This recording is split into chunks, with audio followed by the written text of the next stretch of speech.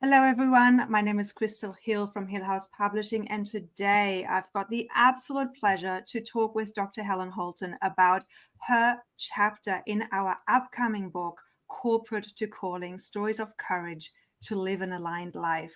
And so, Helen, we've connected on Facebook. Somehow, actually, we were together in some groups and we just clicked. And I'm so happy and grateful that you are in this book.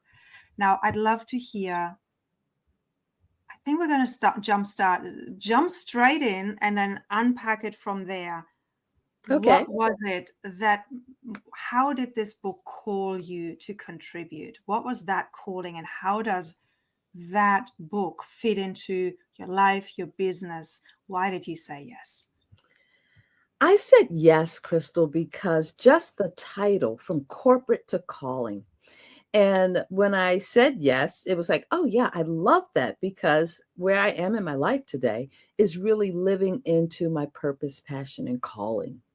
However, when you're writing a book, you want to have something concrete. You want to be able to tell a story.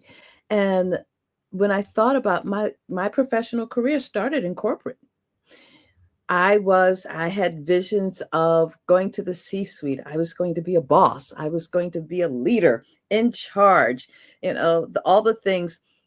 When I was in high school, I decided that I was going to be the next Oprah Winfrey. There you have it. She was in Baltimore. I was a teenager. I remember her show, and I thought, for me as a Black woman in America, I didn't have a lot of role models that I could see on a regular basis to dare me to dream. So the opportunity to write this chapter was such an eye opener for me. For most of my life, I've lived believing that I had all these disconnected pieces that created who I am today. And through this process, it really created the alignment that every role I have had, no matter how far out it seems from one another, was leading me on a journey to live a life where I never feel like I work, except when I'm doing those things I don't want to do, which is in it and not on it, or however the saying goes. But this really gave me an alignment and the peace of saying, yes, this is the work I will do until I just decide I don't want to be engaged in that way. But I can't ever see that ending. It's the thing of growing. And the minute you stop growing is the minute you stop living. And the work I do today and having this alignment opens up a whole new world for me. Hmm. I love what you shared about how all of your life's different things that you've done suddenly came together. And I used the analogy yesterday of our life is a puzzle piece, it's a puzzle. And often we have the pieces and they're scattered everywhere, and we have to figure out how to put them together. And writing a chapter in a book that really makes you reflect on your life and look at the through line, the common theme, the common values, the driving force, and where that driving force came from, and why you particularly have that particular driving force. That's what the book is doing, right? And then so in writing and reflecting, we're putting this puzzle together, and suddenly there's a complete picture that helps you to show up in your professional world and life even more powerful, with even more clarity, and therefore more charisma and magnetism. So I'd love to hear what that work, that passion, that purpose, that calling that you're doing now, what that is for you. How do you serve, support, and help people? Well, I've what I've known about myself for quite some time is that I truly am a servant leader. It's less about me and more about adding value and helping people find their way through this journey called life.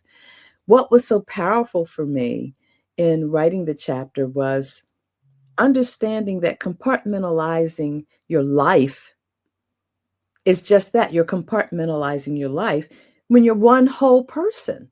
And so having these silos got to a point where it was like, well, I'm managing too many of them, but it's only one me.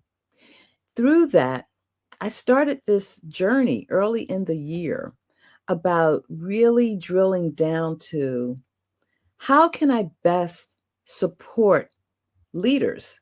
high performing professionals in a way that brings them to this place of wholeness and completeness in who they are.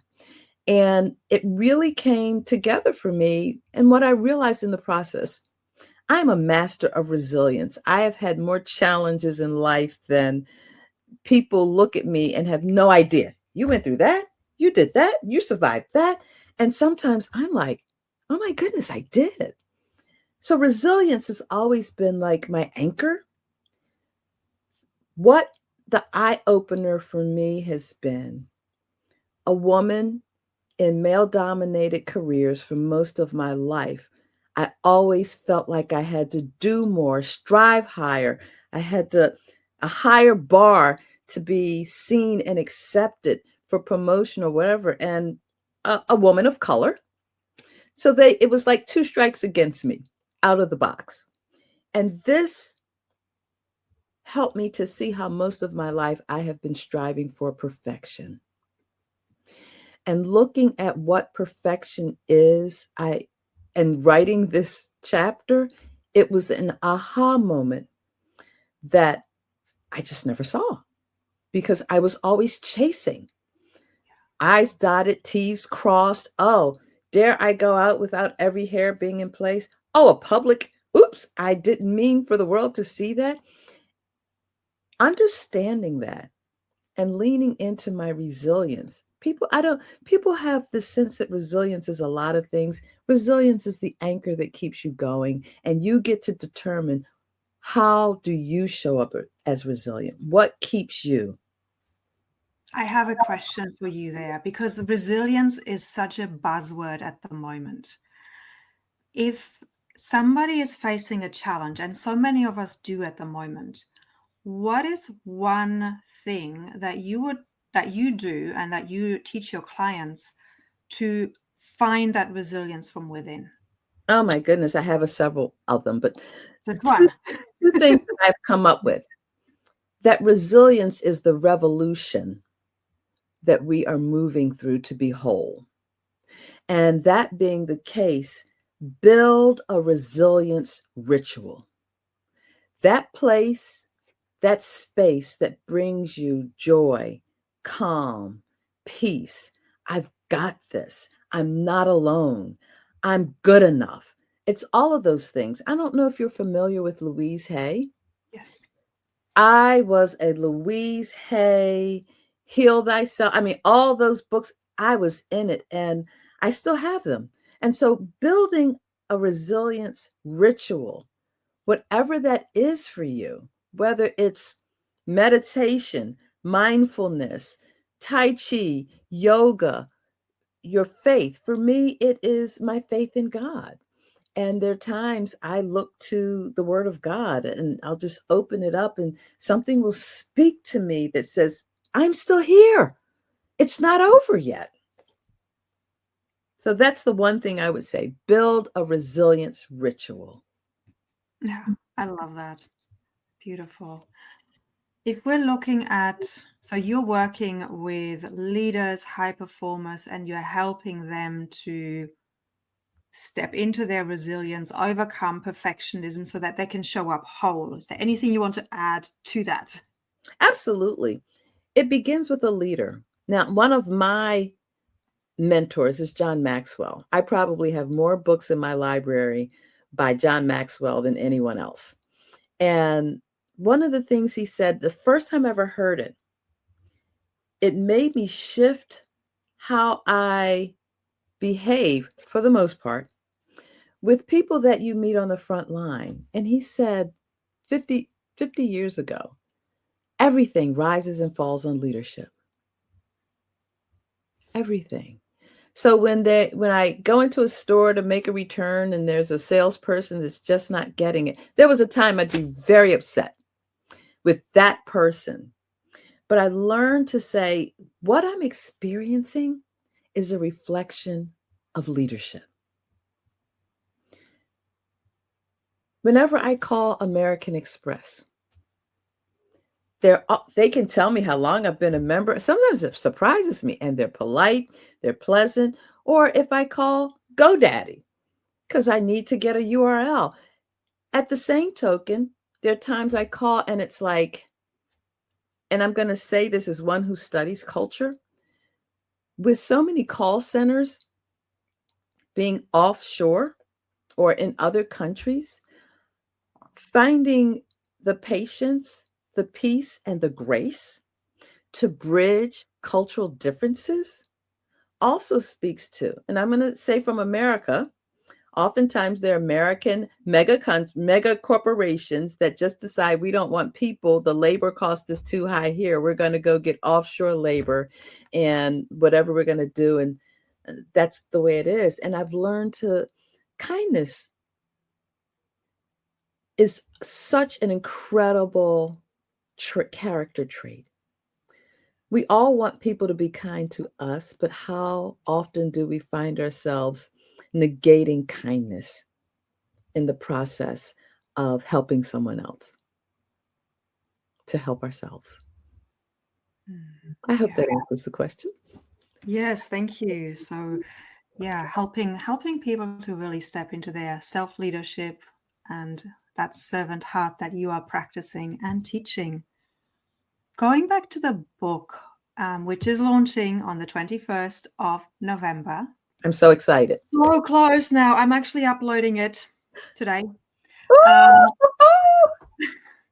What is your intention for the reader? What is your gift that you're giving the reader as they're reading your chapter? How do you want them to feel afterwards? I'm giving them, I put together a piece on resilience because at the root of perfectionism is the problem, resilience is the antidote. And what I love about resilience is that you get to build it in a way that it fits you. It's not a cookie cutter thing that you do. Resilience is something we're not born with, that we build it throughout our lives. And the difference is being consciously aware of what keeps you above, because we all know people who have come upon hard times and just could not rise to the occasion to believe that they could get through it. And it also makes you wonder, how did they get through that? And they're still here. And so, what I want the reader to be able to do is to really discern their own alignment, to see that career and calling aren't really competing with one another. They're joining forces for you to bring out the best of who you are that only you can bring to the world because you're unique. There's no one else like you.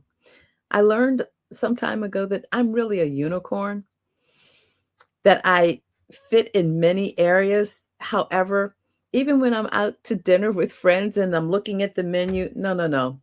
I read it and it's like, no, I don't want this. Can I have this instead? And I find that I take life on to a place where I want people to understand when you can reach the place to be your most authentic, transparent, and imperfect self, you find joy and peace and laughter, and you don't bother about the things that too many people think are really important. So, through sharing my stories, allowing some reflection time, and for me, what I will call spiritual insight, because I think we all have some force that drives us and guides us and gives us that grounding that we need. That, quite frankly, I hope that people will really be candid and hope filled when they read my chapter and understand the difference between excellence and perfection, to bring about a wholeness of coexistence, to really understand that your truest leadership begins when you lead from the inside out. Your truest leadership begins when you lead from the inside out. That's a beautiful ending to our conversation. Thank you so much, Helen. And I can attest that there are so many nuggets of wisdom in your chapter.